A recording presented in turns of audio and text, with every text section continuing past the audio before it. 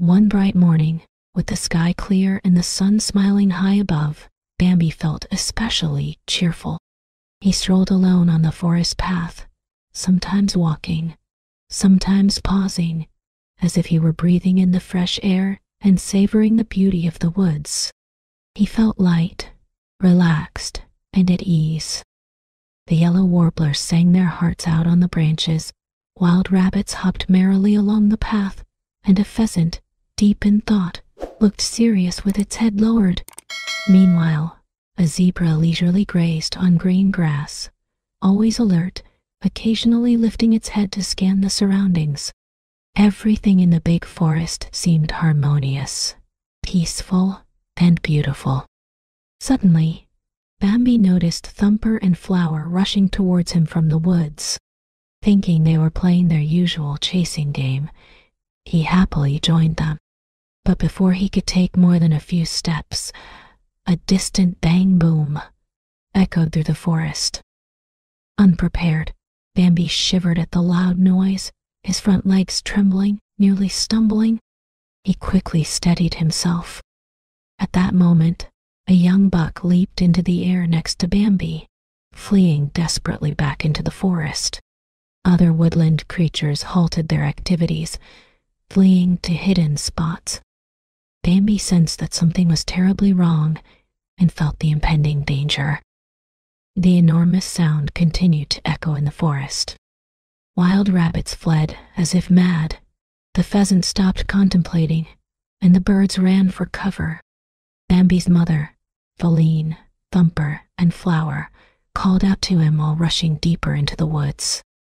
About to run back to the forest, Bambi witnessed the young buck seemingly jumping, then quickly falling to the ground. Blood gushed from his belly, and he struggled for a moment before becoming still. Yes, the young buck had breathed his last. This was the first time Bambi witnessed the death of a companion. Before Bambi could fully grasp the sorrow, he heard his mother's voice. "Don't stop! Run, Bambi! Quickly!" She was breathless and anxious. Bambi summoned all his strength, running wildly, finally catching up to his mother. What was that sound? Thunder? Bambi asked fearfully. Not thunder. It's the sound those humans make, like the one you saw before, his mother explained. It must be the loud noise from their guns.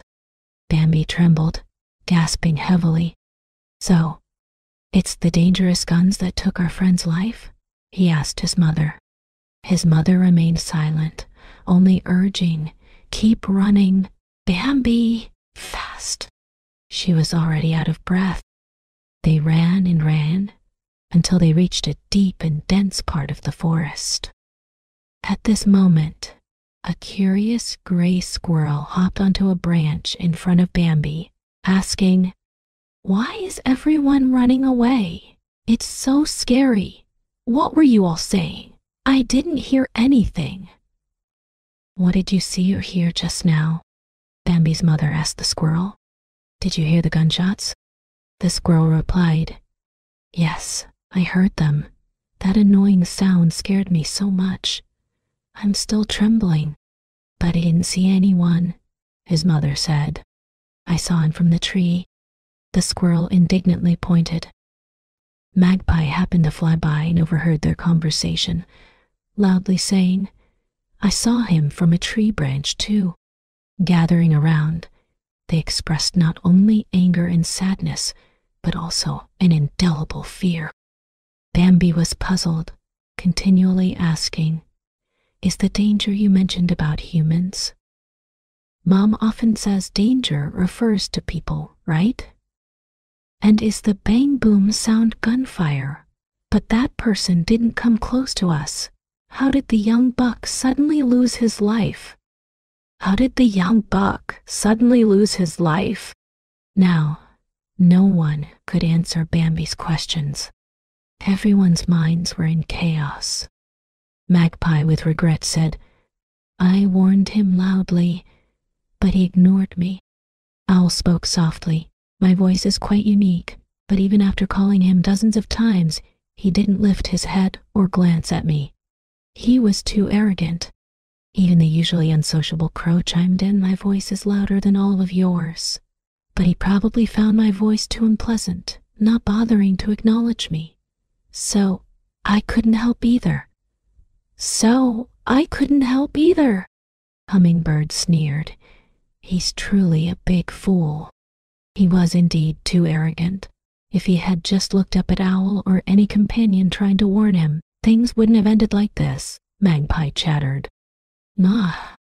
At this point, Bambi's mother interrupted everyone.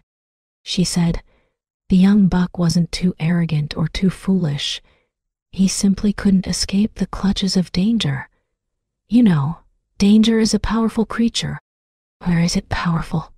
It's clearly just a mindless killer. We'll have to be on guard against it in the future," Owl declared before sadly flying away. The animals dispersed, leaving Bambi alone in the depths of the bushes. He looked around, but his mother was nowhere to be seen.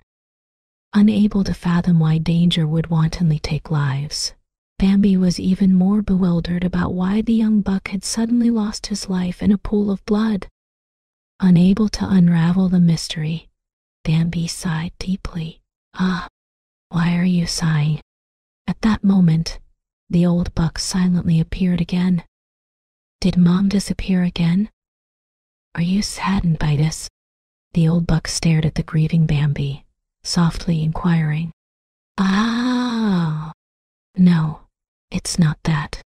Bambi shook his head sadly, choosing not to mention what he had just witnessed. "Where is your mother?" "I don't know." Bambi raised his head, gazing at the old buck with gentle eyes, saying firmly, "I have grown up. I can live independently now. Look, I'm doing fine, aren't I?" "In that case, you can no longer cry, searching for your mother." The old buck smiled gently, satisfied. Bambi nodded. "Please trust me." Looking at the old buck, Bambi felt a bit embarrassed and lowered his head. "Child, are you still angry about my reprimand last time?" The old buck's gaze became even gentler. "No, not at all. I was just afraid of loneliness at that time. But after that experience, I've grown up, gradually learning to be independent." Bambi looked at the old buck with great admiration. "Well done," the old buck praised with a approving smile. "Dear Prince, can you tell me what happened to the young buck?" Bambi finally mustered the courage to ask the old buck about the doubts in his heart. The old prince's face instantly turned serious. He looked at Bambi with profound eyes and said, "Child, you need to learn to use your own eyes to see and your own ears to hear slowly. That's the true way to learn to live independently." After finishing his words, he walked toward the unknown path in the depths of the forest. Watching the old buck's receding figure, Bambi remembered the old prince's advice, feeling inspired. He gradually understood that life is not just about joy. It also involves sadness. The path to independent living is not always smooth, but filled with challenges and obstacles. However, Bambi is learning to accept it all slowly, experiencing every aspect of life through his journey of learning.